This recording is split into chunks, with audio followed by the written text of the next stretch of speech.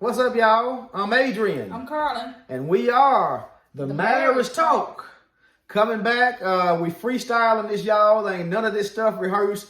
We just want to try to get y'all some information that's going to, that you can take and use and apply to your life. And we're going to be talking today about how married people ought to treat each other, a man and a woman. And we're going to be using the Bible to give you some topics about that. So, do you want me to start first, or do you want to start?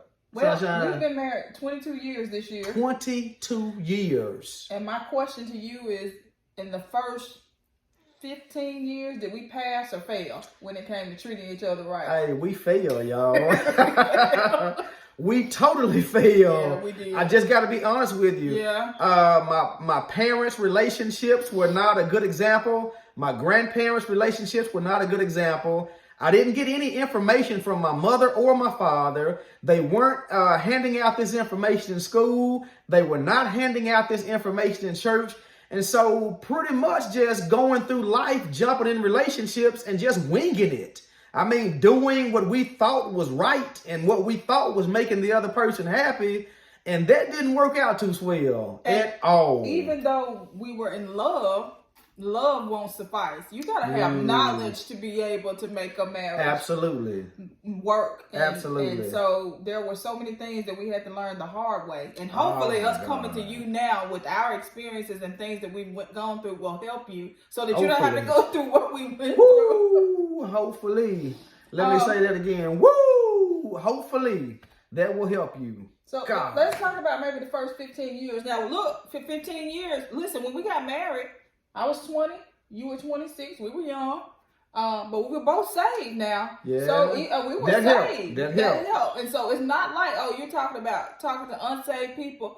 We had a relationship with the Lord, yes, but we still had issues with, and we didn't understand and didn't have the knowledge on how to treat each other. I did not understand that your number one need was respect. Yes. I didn't understand that. Well, hold on. Respect, the Bible, 5th chapter of Ephesians. Yeah.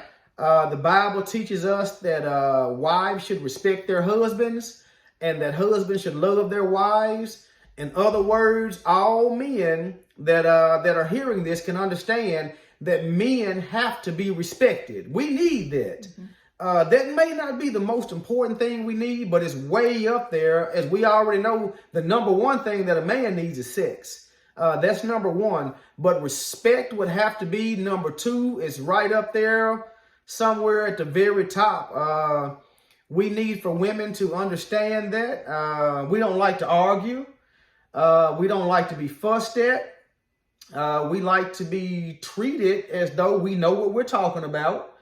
And Lord have mercy, if you raise your voice at us, if you say anything negative, it's going to be a problem. Right. And that's a problem. Right. So, hello, men. Yeah. So for 15 years, I failed. And I failed miserably. Now listen, every day wasn't a bad day. We had good times. We had a ball. We were totally in love. Yes. But when it was time for a disagreement, time for something that, we needed to discuss or hash out, there was a way in which I was supposed to carry myself and a way in which I was supposed to treat you. And I'm going to use the word handle. A way in which I was supposed to handle you that I did not do. And I'm not going to say that as the years progressed, I didn't know. Some of it was pride. Mm-hmm. Some of it was, this is just the way I am, and you're just going to accept me, and that's just how it's going to be. Listen, though, that is great information, and that is swallowing your pride and being humble, because I've done the same thing. The Bible says that husbands ought to love their wives and that we ought to nurture and cherish them, just like Jesus loved the church. And the Bible also talks about, that's right, and how a man nourishes himself and takes care of himself, and that we ought to do our wives the same way. And I'll be the first one to admit that I'm kind of a rough brother around the edges. I did not have the teaching and the learning, and so I did not know how to do that. I did not know that women's language is love, and women have to be handled with love, have to be talked to with love, have to be treated with love, and I just didn't know. Right. Had no idea. Right. And so when we arguing, I'm raising my voice. I'm on 10. My wife been telling me for 20 years, you on 10, Adrian. You on 10. And I'm saying, no, I'm on 1. But if she's saying I'm on 10, guess where I'm at?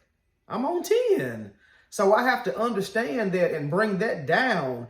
And so what I'm telling you all today is that if you have a disagreement, do not raise your voice. Nobody raise their voice, the husband or the wife.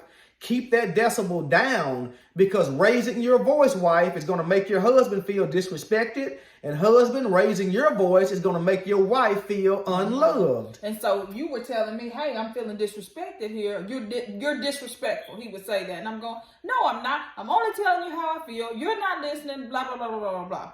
Instead of listening to what you were saying. Simple miscommunication. Very simple. And it was a simple thing. And it's a key. Everybody listen to this. The octave in your voice. I know that you want to get your point across. Everybody does. Everybody wants to be right. Everybody wants to get their point across.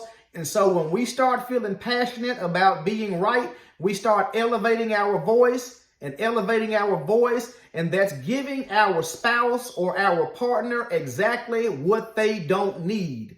We have to come all the way back down and start talking like some adults and like we have some sense. And sometimes, Adrian, and I was not good with this, but I think I've gotten better over the years. Sometimes it's a timing thing. It's just not the right time to have that discussion. It's just not the right time. You know, tempers are up, emotions are flaring. Wisdom says, hey, just back away. Just wait. It's a season for everything. Right now, we're absolutely not seeing eye to eye on this matter right now. Right. But that's okay. And unless it's life or death, right, then we can table that for a little while. Yeah, it's okay. We'll revisit it. We can revisit it later. Right. When emotions are down. So it's a learning thing also. So much to learn. It is so much to learn. But I think I want to give you guys a key that's going to really help you. And that is this. You have to enter your marriage with the right attitude. You do. And what I have noticed over these last years is that there's no sacredness to marriage anymore. People are entering their marriages with the attitude, hey, if this don't work out, I can just get somebody else. Right. That's the wrong attitude. That is absolutely wrong. You did not think about any of your vows. You walked down the aisle, said, I do, for better or for worse, for richer or for poor, to death do us part.